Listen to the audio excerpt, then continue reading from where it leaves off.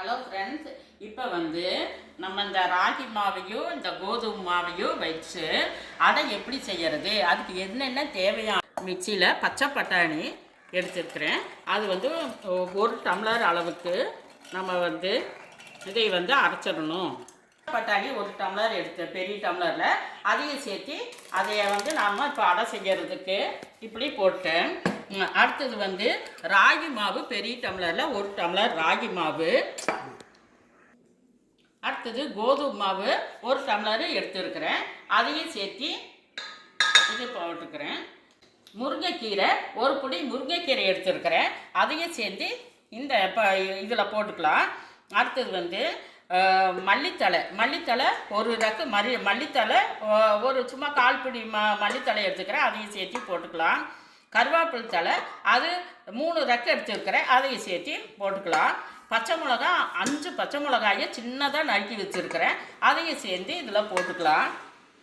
அப்புறம் பிறகு இஞ்சி நான் 2 துண்டு இஞ்சியை இப்படி வெட்டி வச்சுருக்கிறேன். அதையும் போட்டுக்கலாம்.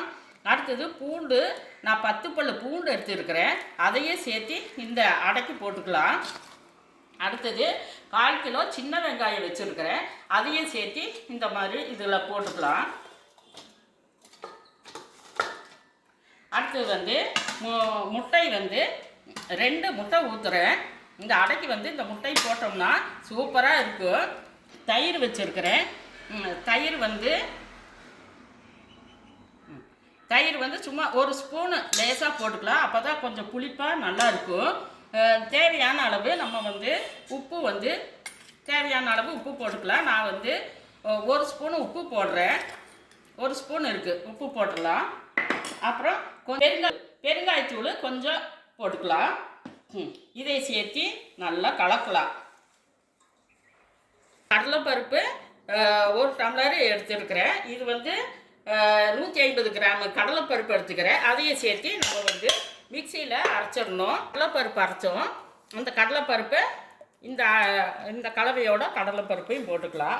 அது இந்த மாவு ராய் மாவு எவ்வளோ எடுத்தணும் அதில் நான் 1 டம்ளர் தண்ணி ஊற்றுறேன். பத்தலினா கூட நம்ம போட்டுக்கலாம். பத்தாது, இன்னொரு 1/2 டம்ளர் தண்ணி கூட ஊற்றணும். இப்படி நல்லா கலந்துக்கணும். கொஞ்சம் ஒரு சின்ன ஸ்பூனில் 1 ஸ்பூன் தான் தயிர் போட்டேன். அது போதுமானது. இந்த அடை சூப்பராக இருக்குது. நீங்கள் பை.